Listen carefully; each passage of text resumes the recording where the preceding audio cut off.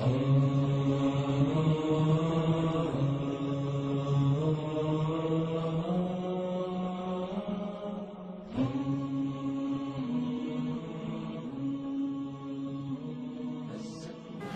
les deux caractéristiques par lesquelles on peut reconnaître les Khawarij sont le fait de se penser élu, le fait de mépriser les autres. Donc, il existe un kharijisme individuel et un kharijisme collectif.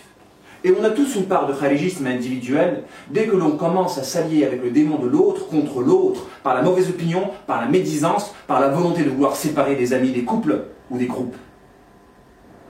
Mais il existe un kharijisme collectif. Lorsque des groupes se réunissent à travers le principe, ces deux principes que je viens de citer, le fait de se penser élu et le fait de mépriser tout ce qui n'adhère pas à leur groupe. Et on peut dire qu'il y a deux degrés dans la haine, dans l'extériorisation de cette haine. Le degré d'atteindre l'honneur du croyant et le degré d'atteindre la vie du croyant. Et vous avez, par exemple, dans ce degré-là, de porter atteinte à l'honneur du croyant, le pseudo-salafisme. Il vérifie ces deux caractéristiques-là.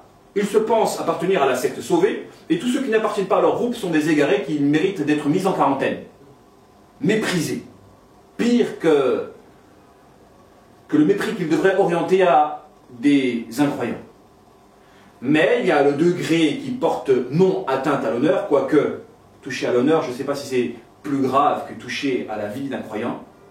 Il y a le degré de ceux qui portent atteinte à la vie, moyennant le takfir. C'est la caractéristique de ces takfiris qui excommunient ceux qui n'appartiennent pas à leur groupe, et des conséquences de cette excommunication-là se permettent de rendre légal le sang du croyant musulman.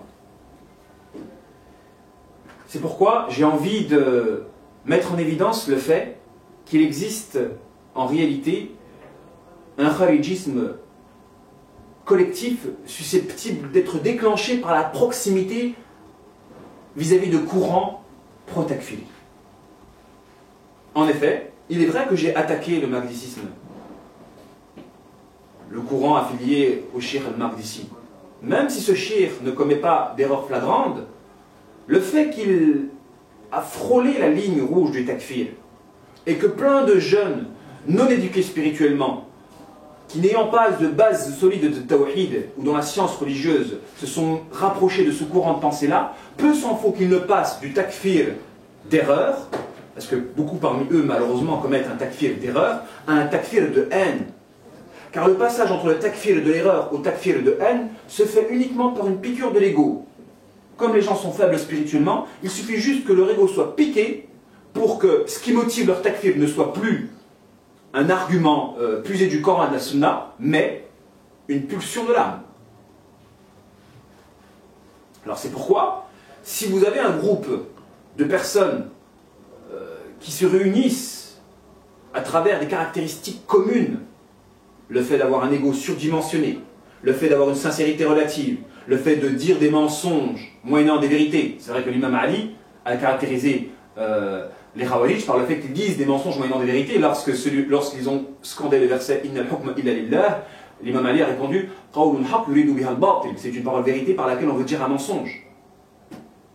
Et le fait qu'ils opèrent aisément des alliances sataniques. Donc quand vous avez une personne qui n'est pas éduquée spirituellement, peu s'en faut qu'une simple piqûre de l'ego, au niveau de l'ego, ne les pousse à commettre du takfir. Il suffit juste que quelqu'un porte atteinte à votre nafs, il vous vole, vous frappe pour que vous faites un takfir. Alors imaginez, alors d'aujourd'hui on joue sur un terrain qui est différent. On a vécu nous en France des oppositions du sectarisme entre les courants, des guerres d'écrits, de paroles, de réfutations. Mais en Syrie, on joue sur un autre terrain. C'est du sectarisme. On est passé d'un sectarisme de langue à un sectarisme armé. Et là, ça devient dangereux. Parce que si on s'oppose et qu'on légitime le fait de verser le sang de l'autre, et que tous les musulmans sont armés de Kalachnikov, là on joue sur un terrain différent. Le sectarisme à la française, où on s'opposait moyennant des réfutations, des écrits, etc., c'est plus le même sectarisme à l'heure d'aujourd'hui en Syrie. Quand vous avez des groupes qui sont sectaires et qui ont une affiliation sectaire à leur autorité ou à leur courant de pensée, et qui se reconnaissent tous à travers des valeurs et des laideurs intrinsèques à leur mal du fait qu'ils ne sont pas éduqués spirituellement et qu'ils ont tous des kalachnikovs avec eux, là ça devient plus dangereux. D'où le fait qu'il faut combattre pour la vérité. Revenir à la droiture et au juste milieu. S'éloigner des chouyours qui se singularisent par une pensée lorsque cette singularisation mène à des dangers. Rien de mieux que de revenir au Coran et à la Sunna, à la voix du prophète alayhi salatu wassalam, qui était juste et équitable dans le juste milieu au niveau de toutes les postures. Voilà pour cette vidéo dont il me pressait de la faire pour que je puisse mettre un peu de lumière au niveau de cette thématique-là et riposter à ces frères le vouloir du bien, parce que je leur veux du bien à ces frères-là, bien qu'ils peuvent me considérer comme un agent secret des services secrets français ou autres. Non, je n'ai pas besoin de faire partie des services secrets français pour combattre ce que je considère comme étant un égarement, ce que je considère comme étant des erreurs, ce que je considère comme étant des tremplins menant à de l'égarement, à du sectarisme. Et je sais que Shaitan déteste cette lucidité-là, cette clairvoyance par laquelle beaucoup de personnes reviennent à la bonne attitude et au bon comportement.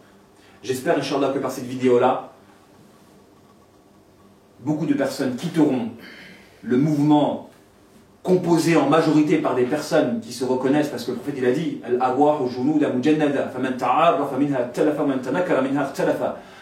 le hadith est rapporté par l'imam Muslim. Les âmes sont comme des soldats recrutés. Celles qui se reconnaissent se trouvent en accord et celles qui se méconnaissent se trouvent en désaccord. Quand vous avez un groupe de personnes qui se reconnaissent tous à travers la caractéristique d'excommunier autrui à la légère, on va les identifier par rapport à la majorité, par rapport à la caractéristique qui prédomine dans ce groupe-là. Même si il n'y a pas de groupe de Khawarij au sens complet du terme en Syrie, effectivement. J'espère, Inch'Allah, que par cette vidéo-là, vous puissiez avoir plus d'éclaircissements, que vous ayez les outils et les ingrédients qui vous permettent de voir qui sont ceux qui méritent l'appellation de Khariji.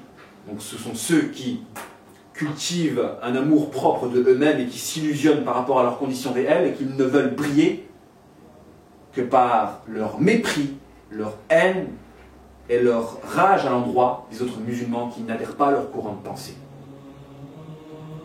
Wassalamu alaikum wa rahmatullahi ta'ala wa barakatuh.